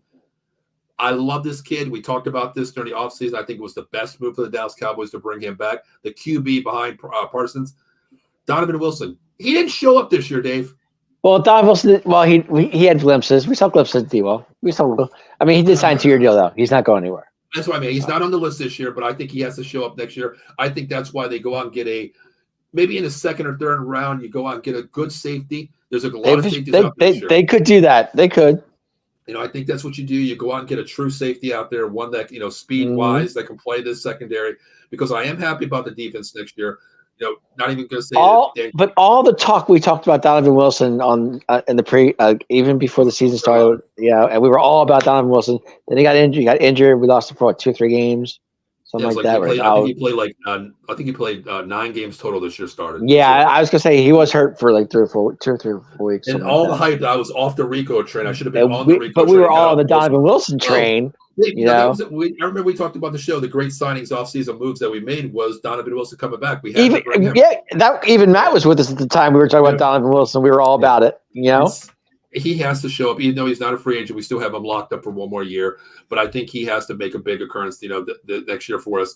The other guy, Dave, I want to talk about is where the hell he go. This guy, I don't even know if he was still on the team, Dave. Honestly, Mr. Dan Quinn's boy, Dante Fowler. Yeah, where was Dante Fowler this year? I don't know, Dave. I'm still looking at stats and see if he played this year. Honestly, was he on the team? That's what I mean. I don't know where he. I mean, I don't think I've seen a Dante Fowler sighting all year. If we had to be maybe one, I do got to give him credit. There was one game that I did see him get one, maybe sack, 1 or 2, but that's about it. Yeah, that's charity sack late fourth quarter when all the scrubs are in, whatever. Right, exactly. But he's got to go. He's just, I thought him being a Dan Quinn guy, being with Atlanta all this year. I thought maybe you do want guys that come in here, Dave, that are like scheme guys that know your system, Dave. If I know you playing from here where I coach, and I get another job, I'm like, hey, I got a linebacker that can come in. He knows my scheme. To me, it's like you might not be the best player in on our team, but you're that guy where I call a play and they look around and you're like, hey, no, you're here, you're there. This. He's that that piece of the puzzle that sets up. As you're doing a puzzle jigsaw, you always do the corners first, all the way around the outside. That's the way Dante Fowler was to me. There's a guy on the defensive that did a hell of a job this year. I have to give him credit. I mean, they put him a linebacker, but he's not a true linebacker. Mr. Marquise Bell. Marquise Bell. Yeah. There's another. I love this kid coming in, and I said I do too. I'm a fan. I just didn't see him waste. I didn't want to see him go to waste though. They were using him all year. He proved me wrong because he was light as a noodle, man. He's like a wet noodle playing. Exactly. My point. I mean, he's not. I think, Dave, this is what I think. I think, if I'm the coaching staff, even if Dan Quinn goes, I think the writing's on the wall with Marquise Bell. He stays. He's got 2 more years left on us because he is a second-year player. Yeah. Here's the thing. If that's me, whoever takes over this defense, I'm going to look at tape and say, Marquise, you're going to be a starting outside linebacker next year. Here's the thing. I want you to put on maybe 15 to 20 pounds, brother. That's exactly. He's too small. Hold up a little bit because I'm looking at tape. No discredit to you, but you played hell of a great, playing coverage. He did. He had a good season. Cover linebacker. We know what you can do. You're a hybrid safety. Come over with that spot. You can play nickel. You can play dime. You can play quarter. Dime. We know that. But here's the thing. I'm looking at tape. No discredit to you, but please take this as positive criticism. You got blown off the ball a lot in the running game. A lot. Hit that 15, 20 pounds, bulk up a little bit, hit the gym with Parsons, get in the boys, go in the weight room with these, big boys in there, lift weights. Think about it. He stepped up when LV got injured. And the crazy thing is LV's been playing linebacker for ever since high school at Boise State. Right. And Marquise Bell comes in from safety, and he has another year left too, Dave. LVE. Does he really? He signed a 2-year deal. Remember, 2 years, $12 million. His career's not over yet, is it? No. They're saying it's the next stinger. He is coming back next year. Yep. Okay. He is coming back. That's what they're saying. I'm okay with it. But Dave, that's what we say every year. Every day. I love LV. We all every game we hold our breath hoping he doesn't get injured. Yeah, we called him Sean Lee 2.0, right? Exactly. I mean, me. I love I'm an LV guy. With Marquise, you gotta just tell him get some more weight on. I think he's good. But Dave, that's CJ Goodwin was the other guy, Dave. I didn't really CJ Goodwin. Yeah. Okay. Gotcha. I think he's gone too. I think he's gone. He's gone. So yeah. So I mean, I think there's a lot of players. I think our defense side of the ball here is where we want to keep the guys. Honestly, if it's me, I definitely want to keep. What's up with D-Laws? He have 1 more year. What's his story? He has 2 years left. He signed that contract. Okay. Good. 2 years. Good. Left. I'm okay with it. The biggest one coming up is, of course, Kirby Parsons is going to be the biggest one. Well, that's a given. Sure. He has 2 years left, but I think they want to lock him up even before that last deal. If he breaks the record for sacks, then he's going to be carrying a $30 million. Mike has 2 more years left? I think he's not a free agent this year. He has 1 year left, and the next year's his last year. Yeah. Gotcha. Okay. So on that first-year deal, he's not going to want to play on a 1 year deal, though. No, you're not going to give him a 1 year deal. He has 1 year left. No, I'm saying but he's not going to want to play on that 1 year deal. He's probably going to want to get paid. That's what I mean. You want to lock him up before his last year. You don't want him to let him walk because to me that's an audition year where he just say he breaks the sack record. He gets 24 sacks. That money just went from 21 million to 25 million. 25 within a shadow of Same thing in the quarterback situation. You see these quarterbacks who break the bank, and if you think about it, like you look at Russell Wilson, then you look at Joe Burrows, Lamar Jackson, Patrick Mahomes, Jalen Hurts. they're setting a standard. The ladder is there. You don't want to be that top guy. You want to sit back a lot of times and just say like, okay, well, let's pay our guy first. Let's set the market and let the market go ahead of us. So I think that's why they lock up Parsons this year, early this year, or possibly right before the season starts, before the next season. Okay, so let's get back to the offensive side of the ball a little bit. Okay. Okay, just hear me out. I'm here.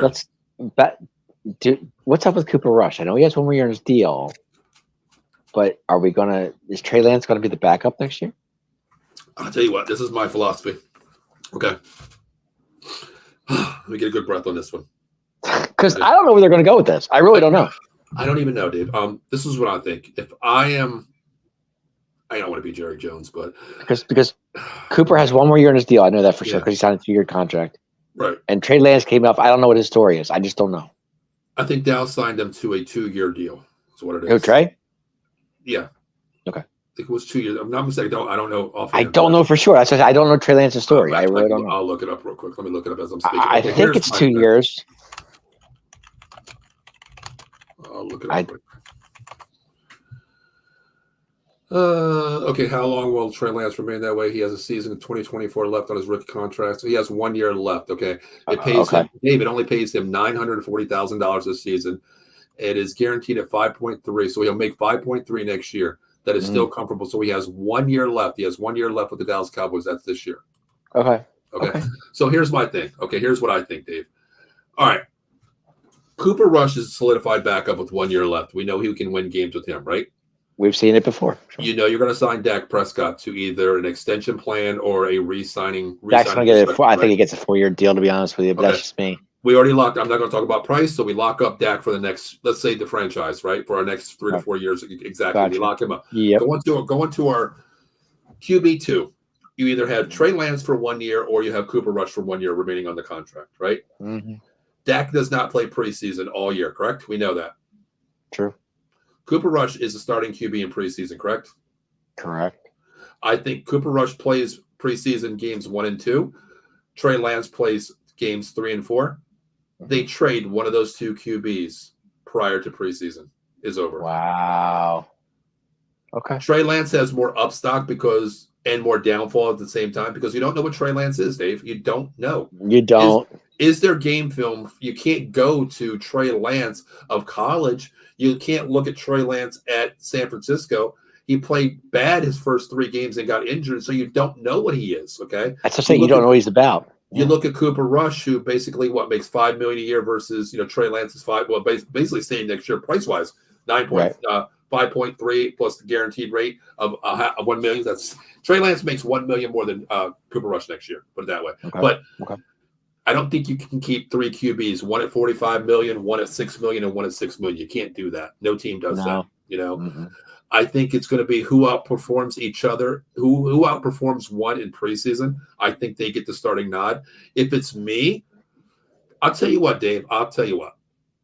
If it's me, I'm going to keep Trey Lance and let Cooper walk because I think Cooper Rush has a little bit more trade equity, maybe a 4th round, 5th round pick. Okay. We know he can win in the NFL. He's not your A1 elite quarterback, but to me, he is that. I'll use 2 names. He is that Trent Dilfer. He is that Joe Flacco. Can go in, manage a game, get you wins, but you've got to have a good defense. That's where you got to go with him. Trey Lance, upstar. We don't know what he is, but learnable, coachable, progression-wise, you can only go higher with Trey Lance. So I keep Trey Lance. And Trey Lance is young, isn't he? Yeah, he's in the league. This is his 3rd year in the league. He came out at 21 years old, so he's 24, 25 years old. Mm-hmm. I keep Trey Lance. I was just wondering where you were going to go with it. I wasn't sure. And to me, Dave, this is what I always look at too. You know how I always look at fundamentally and scheme. Dave, if you're faster than I am, of course. If you're the starting QB and you're I don't know anymore. I used to be. I'd be in the same boat, brother. But I think you're a little bit faster than I am. My speed is what it used to be. That's for damn sure. Put it this way: you're the starting QB, and you come out there, and you're a run and gun quarterback who can move the pocket, run a little bit when you have to. You're running the team great. I love that you're the starting QB. You get injured, well, old man Paul comes in here, who is just a Tom Brady, sit in the pocket, read the defense, throw the ball. All right, Benny, I see you. But you understand what I'm saying? I'd rather have I'd rather have a guy, the 3rd string quarterback, to say, man, he's covered like Dave. He can run the ball. He can run when he has to. He can get out of the pocket. He can climb the pocket. I like that guy because I don't have to look at my playbook and say, here's Dave's playbook. He's got all these plays. Well, let's look at Paul's playbook. Oh, that's all he can do is sit in the pocket and throw the ball. I want to have the same playbook. So I think it's smarter looking at it future wise to keep Trey Lance. I really do. But you know what? I'm a Cooper Rush guy. I think I am too. Yeah, and I mean that game against Minnesota when he came in there and did a job, that was great. I mean, to me, Dave, if I could put quarterbacks on our roster together, this is what I would do. I don't want to say this, but I'll say it. Dak Prescott's arm strength, is what I'll give him. Quarterback reading ability, I give to Cooper Rush all day long. Sitting in the all day, sure, I would too. Trey Lance's mobility, Dak Prescott's leadership. I'll put it that way. Yeah. Locker room wise, saying the right thing. Oh, thing. sure. Yeah, But Dave, real quick before we get out of here, I want to ask you one thing before we get into some final thoughts. And how about we talk real quick about the playoff situation coming up here this weekend? Tomorrow night we do have our show, NFL Weekly Pick'em. We're going into that tomorrow, so we won't dive into it too much. But Dave, who's your MVP on offense this year, and give me one on defense? Who's your offensive player of the year and defensive player of the year for the season or for the Cowboys? Just for the season. No, for our season, for Dallas Cowboys season. Oh, for the Dallas Cowboys season. Yep, one player. My MVP is CeeDee Lamb. 100%. 100%. How can you not say? How could you not? That's easy. I mean, 100%. My God, he had a great year. Yeah. I mean, he was. Dave, did you hear that noise? No. That was the Brinks truck pulling in at CeeDee Lamb's house this year. He's gonna break the bank. He's gonna break the bank. Yeah, of course. He's gonna be the top paid wide receiver. He's gonna get. I think Devontae so. Adams money. He's gonna get Devontae Adams. I think so. Big time. All right. What about defense? I think to me, there's two guys on defense that I really thought that. I think Deron Bland. He's my one. Yeah, he's my. If anybody, he's definitely my number one, and my number two would probably be probably Micah Parsons. I got Parsons 3 this year. Okay. I think there was games where the games that he did play well, of course, arguably over 75% of the season. But when you're that cat and the game flow around you, you got to find ways to get to the ball. And there was plays where you got beat a lot this year. Deron Bland had how many picks did he have? 8, 9? I think he had 8 picks and 6 pick sixes. I think 6 pick sixes. Yeah. My guy you mentioned earlier, Dave. Who's that? Marquise Bell. I agree. To me, when you move at $190 from safety and coming down playing that linebacker slot, after I'll say his name. Next year we'll talk about a couple episodes. We'll talk about coming black Overshawn. I can't wait till he comes back. I'm excited. He got hurt, and then what do? LVE gets hurt. You have to bring in Marquise Bell at safety, coming down linebacker. I think if we had Overshawn all year, oh my God, could you imagine if we had Overshawn all year? As I said in the group chat, Dave, I was like, don't forget, you don't have to go out and get a linebacker because you got Overshawn coming back, Right. So he's the signal caller next year. He's going to be your true middle linebacker who can bum rush coverage. He's excited to come back too. I know he is. He was in the draft. I said, please don't forget about Demaryion Overshawn. This guy, if they draft him, he is going to be a steal in the draft. And he got hurt, but big stud. We've seen how fast he is in preseason. But him and Marquise Bell next to probably maybe an LVE, controlling. I'm going to put him in the middle and put Overshawn outside with Marquise Bell, 2 speeds on the inside. This way you leave LVE in the middle and just say you have one job. Job, middle. You don't have to pass coverage, middle, stay there. Marquise Bell, Overshawn next year can play on the outside linebacker. I think you're set there. Corners, I think you're set there. But I give my offensive player, of course, to CeeDee Lamb. Arguably, no problem. MVP of the year for Dallas Cowboys. How can you not say that? Top 3 in the NFL this year in MVP wise as well. But he was unreal. To me, I have to go Deron Bland, of course, but I still think to me, Marquise Bell, I love him. I think he stepped up, playing hybrid safety, coming down to linebacker. What you're asking this kid to, it was blue outside. Tell me it's dark outside. That's what it was like for him. But he took a job that wasn't normally his, and he did. He did a real good job this year. Sheldon checks in. What's going on, Sheldon? Sheldon says we need another linebacker. Overshawn as a dog. I like him in the middle. But Sheldon, let me ask you this. Thanks for hopping on. I appreciate you, brother. Here's my thing. If you do that, that means it tells me you're definitely going to go have to get another linebacker. And what do you do with LVE? LVE cannot play outside because he has east and west. The guy can't play. We know that his back pedal's not there. He can't cover. To me, Overshawn has the speed with Marquise Bell on the opposite sides there. You keep him on the outsides, playing a Mike and a Jack linebacker, and you put the middle linebacker and LV in this hey, listen, all you have is gap control. North and north. We don't care about south. We just want you to run north, right up the middle, run, stop it. But I can see them if they get another linebacker that might push LVE to a more of a not a hybrid, but make it like a more of a 4-4 situation where you have one safety when you're playing on a third down run stop. You make him become the linebacker that says, "Go, run, go." You know. Yeah. There's Sheldon's answer. He says, or get another edge. I'm putting Micah in the middle. It's all going to come down to Dan Quinn leaves. I mean, Dan Quinn is the guy that puts him in positions, inside linebacker. By LVE. What? Yes. But I think he signed for another 6 years, and that's guaranteed money too. So it really depends. I mean, listen, if the linebacker's out there, Dave, you mentioned Patrick Queen. If he's out there, I did. Dave, that's money. Hey, that's money. It would be a good fit though. No, it would be, but then again, you're gonna bite LVE's contract if you let him go too. You know what I mean? Sure. I think you keep him as depth. I think you're paid up front with them. Hey, wishful thinking with Queen, right? Come on. It is. I like that, Sheldon, how he says, go out and get another defensive edge rusher. I do like that because that would I'm kind of curious. I did see glimpse of glamours of Parsons playing that true outside linebacker. I like it, and I like him. I like what Sheldon's thinking there because if you do that. The thing is, if you put him over to Marcus Lawrence's side, that stunt and gap twist right there is going to be all day long with Parsons and Lawrence, okay? You go out and get another defensive end on the opposite side there that is a true bookend.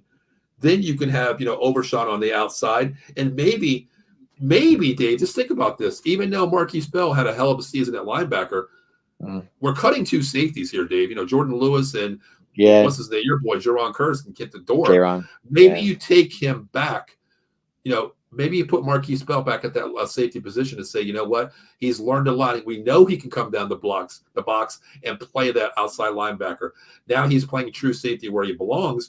We have pick your poison, inside gap control. Then he becomes your nickel back, Dave, coming down the box, right? Sure. But it all comes down to if you get a defensive end or you get a linebacker. We'll talk about more in the offseason, especially with the draft coming up there, Dave. Let's talk about that more. Yeah, God, Jerry Jones, please listen in the next 2 episodes because we got to tell you something. Okay? Jerry's. I don't know where Jerry is right now. We already know where Jerry's at. Jerry's in the office counting how much money he got from all these. Deals that too, but that's what it is. So are we happy McCarthy's back? I'm not going to say anything, Dave. I'm not going to say. Okay. I'm on the fence. It is what it is type deal. No. I already told you, Dave. I'm on the fence with this one. To me, no, I'm not. But yes, I am because of this. There was only one name I want: Ben Johnson. Okay. Yeah, I could be good for this team. I mean, he's not a vanilla quarterback. He likes putting position players out there. He has St. Brown. He has Jahmyr Gibbs. He has Montgomery. All these running backs. All these wide receivers. It arguably, to me, is what the Detroit Lions are, minus the running backs. We don't have a running back. To me, that tells me that if he comes here, he's going to open up this game plan offense, score. We're not going to miss a beat, okay? But then you look at it. If we can't get Ben Johnson, do I want to start over with a new OC? No, I don't. No, I don't. You don't want to blow it up. I don't want to blow it up now, so I'm okay with it. The best available, McCarthy. I'll take McCarthy. Best available, okay, I will. Okay, I will. But am I happy? No. Okay. No. Unless they can hire me and let me be the OC, I'll be cool with that. We'll call Jared and see what he feels. And I'll tell you what, it was funny. I talked to my buddy, and this guy asked me, he's like, "What would you do if you were OC?" And I was like, "Oh man, here we go." That's exactly fun. I said, "Wow, just imagine." He's like, "That's what I mean," because his son, plays for me, and he was like, "Just imagine if you were the OC for this team, what would you do?" And I was, "Here's the first thing. Tony Pollard's gone. Yeah. Okay. I'm going out and get me one back. And I mentioned Derrick Henry. I said, go out and give me Derrick Henry, or in the draft, second round, give me a Blake Corum. Okay. Give me a guy like this. Go out and give me an Audric Estime from Notre Dame, a big, strong back, Jerome Bettis type. Give me that guy who can sit in the backfield. Dak's in shotgun. You know what? I'm going to keep Gallup because we're locked up on contract. I'm going to keep him. I'm keeping Lamb. I'm keeping Cooks. I'm going shotgun, split back, one tight end. running back on both sides here. I'm faking. I'm looking. I'm going 4 wide, basically coming out of the backfield every time. I'm opening this up. And he was like, Dallas would never do that. I'm like, we already know that. You know what I mean? We know that. That's true. It is what it is. It is what it is. I hear you. Sean, we are talking about if Dan leaves, who do you like as a replacement? Dan, who do you think? I said Mike Vrabel if he doesn't get a head coaching job. Yeah, I'm kind of on the same. I feel the same way.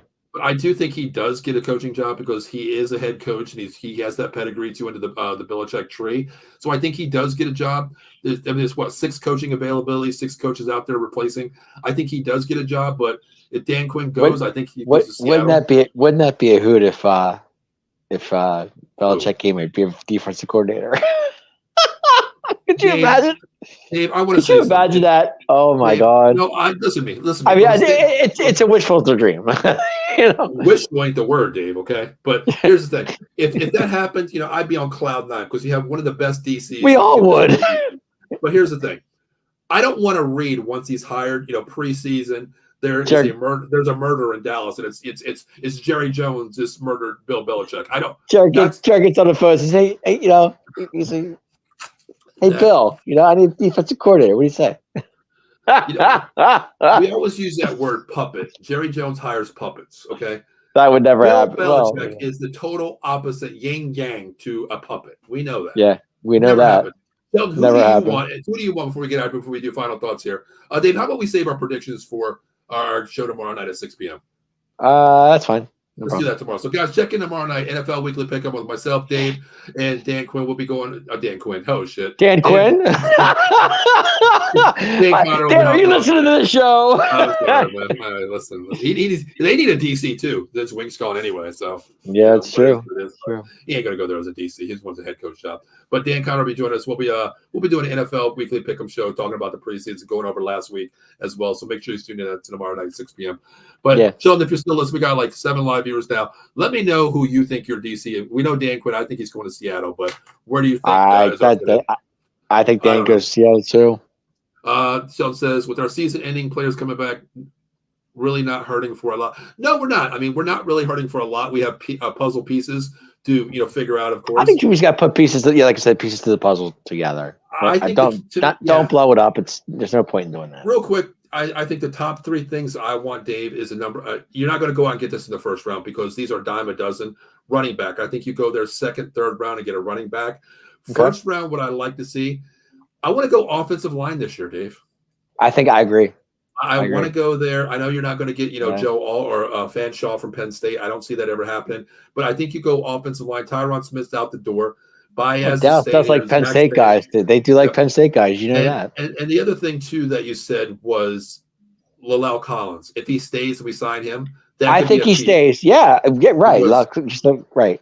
Because here's what I'm doing, Dave. If he signs this, he's on the practice squad, moved up to the full squad here. If we do keep him, I think Tyron Smith walks. I think you move Tyler Smith back over to left tackle. Okay, you bring in La'el Collins. You put him left guard right next to Tyler Smith. You put Baez in center, which he stays. Zach Martin's locked up next 4 years. And then I think what you do is you leave Terrence Steele on the right side. Your 5 is right there. I think is awesome right there. And I like exactly. Sheldon just said it right there. Put Collins back at guard. I want to. He can play both sides. I would move him next to Tyler Smith. He can play both sides. He's done it before. And kick Tyler Smith out to left tackle because we know playing those positions. I kind of like that as well. I really do. I'm okay with it.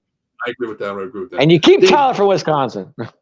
You have to, man. The verbiage is there. He's been with Dak for 3 years now. He understands. I was saying him and Dak know each other really well, so I wouldn't. You really don't want, unless you blow this team up 100%. You don't want to bring in another center. And like I said, he's not Jason Kelsey. He's not one of these guys that's going to demand the money. He's never going to be a Pro Bowl player. He's not going to be that guy.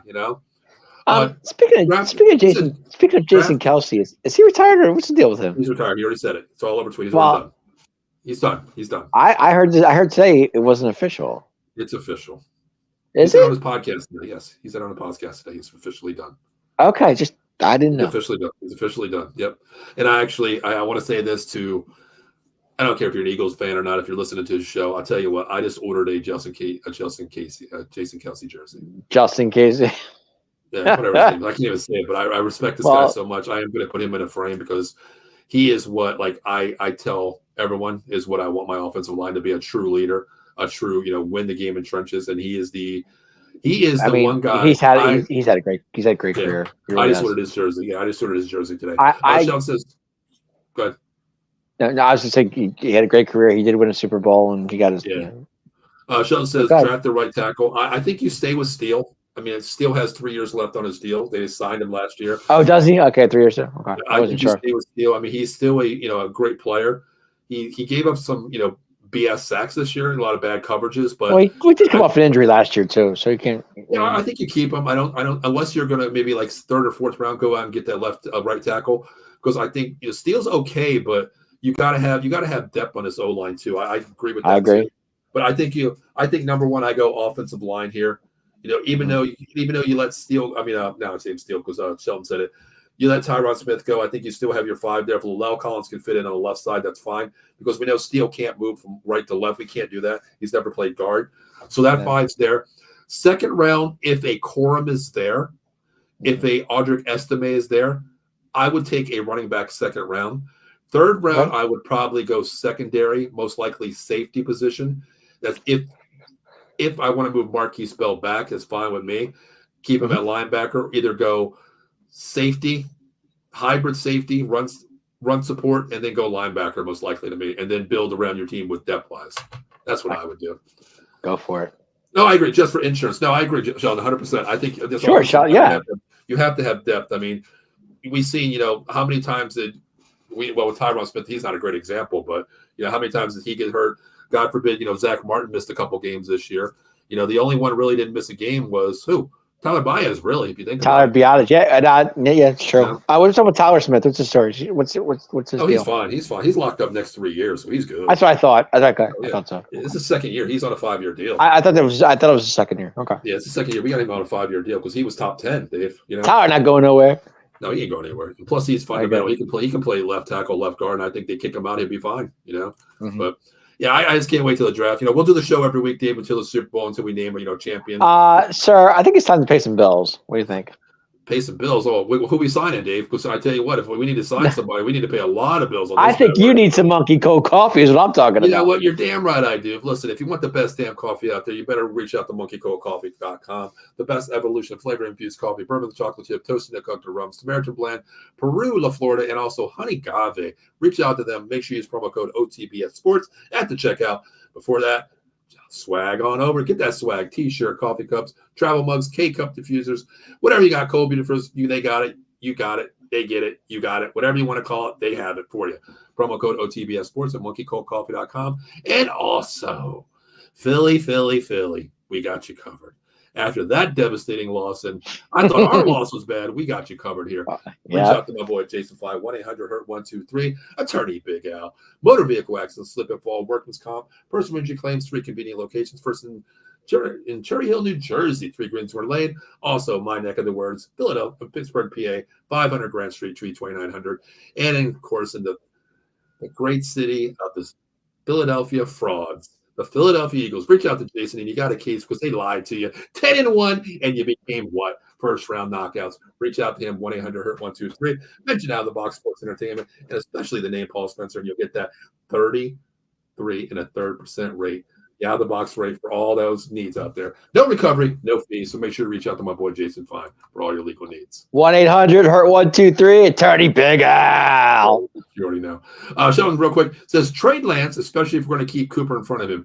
Sheldon, we did talk about that. We did. We have 1 year left. Cooper Rush makes $6 million next year. Trey Lance has a guaranteed initiative of 5.3 with a $940,000 salary that Dallas has to pay him. The Niners pay the 5.3, so we don't have to pay that. But he is making that money, which comes off the books. I told Dave this. I think preseason is going to tell us a lot who we keep. We don't keep 3 QBs. But in a way now, I want to rebite that, Dave. I think you might have to keep 3 QBs because you're only paying almost not even $1 million for Trey Lance. Well, we did this year, so. Well, the thing is, too, NFL, you can carry 3 quarterbacks on your roster, and you can have him be that 54th guy. Right. That's true. I think they do keep him, but I think preseason tell us a lot who we keep. I want to keep Cooper Rush because I know Dak goes down. Yeah, I like Cooper Rush because he knows the system. He's been here for a while. Yeah, that's what I mean. It's but actually I look to the future where if you're going to solidify Dak as the QB1 for the next 4 or 5 seasons with the extension, I want a QB that mirrors him. Talent wise, not talent wise, scheme wise. And Cooper Rush is, I hate to say it, night and day. You know what I mean? Night and day. Playbook wise. But it's always good to have that backup that knows the system. Hey, listen, money's money, man. I think you keep Trey Lance no matter what. You could possibly keep him too because it's not going to cost you anything. It's going to cost you. I want to see Trey Lance play. I'm excited. I want to see the kid get on the field. When you think about it, it's only going to cost you $1 million to keep Trey Lance next year. You know what I mean? have no problem with that. I just want to see the kid play in the preseason. I want to see what he has.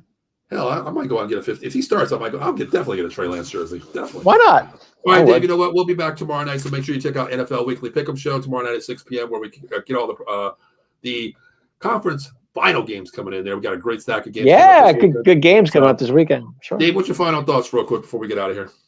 Final thoughts. Well, the season didn't go as well as planned. We did finish the season 12-5. We did win the division. I'm okay with that. But I really had high hopes going into the playoffs because I really thought we were going to go somewhere. My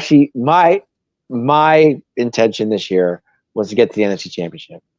Even if we get to the Super Bowl, NFC Championship, I would have been fine with that. Win or lose, I would have been okay with that just to get to there because we have been there in 29 years. So next year, I hope we can get to the NFC Championship. I'm tired of saying it every year. It's the same thing. But was it a good year? Yeah, we had some good ups and downs. We won some good games. It was fun. But expectations next year is definitely NFC Championship. If we get there, great. If we don't, oh well, things happen. But in the long run, it was a good season, 12-5. My final thoughts were a little bit. They were positive, Dave, until you said 29 years. Sorry, I had to bring it up. you had to go there, brother. I was going to be positive. But let's put it this way: a lot of these players don't know anything about the 90s years because they weren't even born yet. So that's bad, isn't it, Dave? Yeah, I think so. But yeah. All right, my final thoughts is this: every year as a Dallas Cowboy fan, you play for one thing: a Super Bowl trophy, the Lombardi Trophy every year. Regardless of division, regardless of wild card weekend, regardless of conference finals, it's not what we want as Dallas Cowboy fans. You want one thing. It's called Super Bowl. Long over the hill fans like myself and Dave and the millions and billions out there, we deserve more, man. We really do. And we do. And it's bad where you believe, you fight for stardom, you fight for respect from other fans out there. But you don't get it because this team lets you down every year, and that's the way Dallas Cowboy is. Arguably, top three on paper every year, man, talent-wise. Roster 53-man roster, but every year it could be the players let you down the last game, the coaches let you down last game, the ownership. We're sort of used to that, Dave. Being the ownership is what we have right now. We're used to that. Yeah, it's not going to change. We have to accept that fact. Bro, our owner's 83 years old. Come on. Yeah, well, you know what? Well, you got a guy out there at halftime making a speech, and that's the type of guy that you want as a head coach. So it has to change. A lot of things has to change. And we all thought that the curse was lifted when Jimmy went into the Hall of Fame. The Wall of Fame. You know what? All that did was put PR in Jerry Jones's pocket, Dave. Yeah, I know it did, but we all thought the curse was going to be lifted. But there's only one curse that I'm looking for, and it's right behind me where it says 5-time Super Bowl champion. Until that day where I can take that son of a bitch down, okay, and put up another poster up there that's been sitting on this wall for probably about 8 years now. Not at this house, but overall. Until I get that, there is no curse being ever lifted. We always talk about the Bambino curse and all that shit, But to me, it's called the Dallas Cowboys downfall. Because I'll be nice to call it downfall. There's other words. You know what I have? I'm staring right at it right now in my basement. I wore it the other day because I was shoveling. I still have my starter jacket, back Jimmy Johnson's starter jacket. I still have it. It's right here. Well, I probably have one in the closet, but I don't think it's going to fit me because I was a little boy back then, Dave. I still have it. It's sitting right here. Oh, God, Dave. You know what? You know what I think it is, Dave? I think this is what I'm going to do next year. The last time we won the Super Bowl, Dave, I'm going to pull out all the jerseys from that team, and I'm going to wear them for our preseason shows. I think you should. I think I'm going to do that. I'm not wearing anybody's on the team now. I think I'm going to wear. I still have my Aikman jerseys upstairs. Yeah, I think I am going to go with the Aikman, the Emmett, the Irvin. Yeah. I think I'm going to go those days. I think I'm going to bring out the Moose. I think I'm going to bring out Kenny Norton. I think I'm going to bring out these jerseys and I'm going to wear them during the regular season. Charles Haley. No, I got to go old school with that 90. I got to go OG 94 on that one. Man. You know what the funny thing is, Dave? The funny thing is that one is screen printed. That 94 is the first screen printed 94 that I ever got. Wow. I have the wear, I have that one too. Oh my God, I have them all, but yeah. Or I'll say the OG. The good old days. The OG 94. Yeah. Can we bring back the Cowboys in the 90s back again? As long as we can bring Jimmy Johnson back as a head coach. I miss it. I miss those days. I really do. Yeah, they were fun. Me too. All right, Dave, we've been on for an hour and 40 minutes. It's kind of crazy in off season when we can talk an hour and 40 minutes about we can sit there and talk. Yeah, it's crazy. And so many topics we didn't even get to, what we can do. I know. It's crazy. But hey, that just shows you one thing, man. You're a true fan of the Dallas Cowboys, no matter what, thick and thin. And the only thing I can say is out there, you know what? I watch a lot of podcasts out there, and I tell you what. I do too. I do watch a lot. When we win, we show up. When we lose, we show up. We're not. There's West. We're not like there's you. West Coast Cowboys out there. He's great to watch. I watch him a lot. I can care less about them. I'm just saying, but I do watch other podcasts, other Cowboy podcasts. Yeah. I'm trying to give us credit here. Listen to me. Here. Oh, of course. As I said, win, lose, or draw, we're still here every week talking our shit. Okay. True. I see these fake fans of other networks when they lose, they're scheduled, but they don't go on. Yeah. We show up. And we keep it real no matter what. And the thing is, you guys call me a fraud and a fake. A lot of people out there. Let me explain something to you.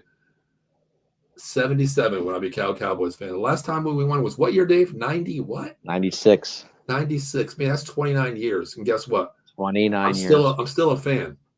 So when you call somebody a fraud. I am right here with you. Right. And when you call somebody a fraud that's been with the same team for over 30 plus years, 29 years since their last championship, and still can tell you more about your team than his own team, there's a problem with that. So take here, live and die by your team. And that goes to every fraud person out there.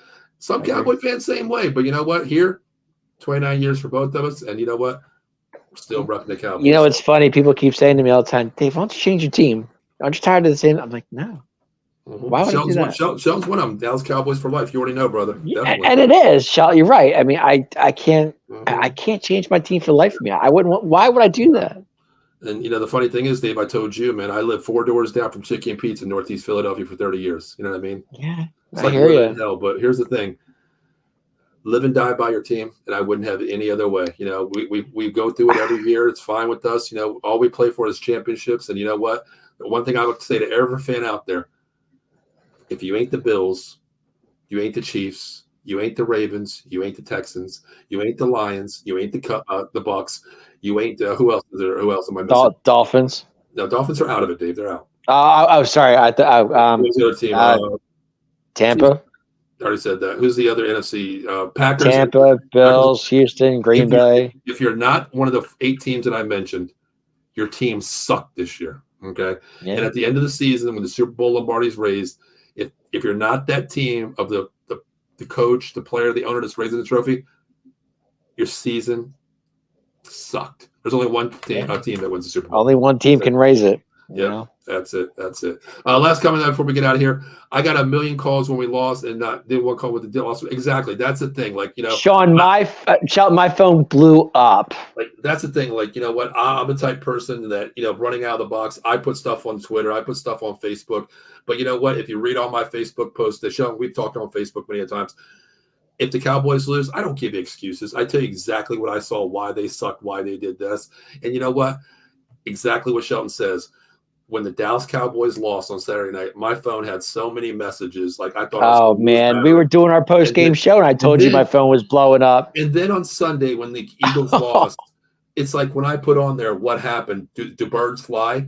I become the bad guy. I become the Dallas. Cowboy guy. It was Monday night, but you're right. You know what? But you know what I do? I really don't care because you know what?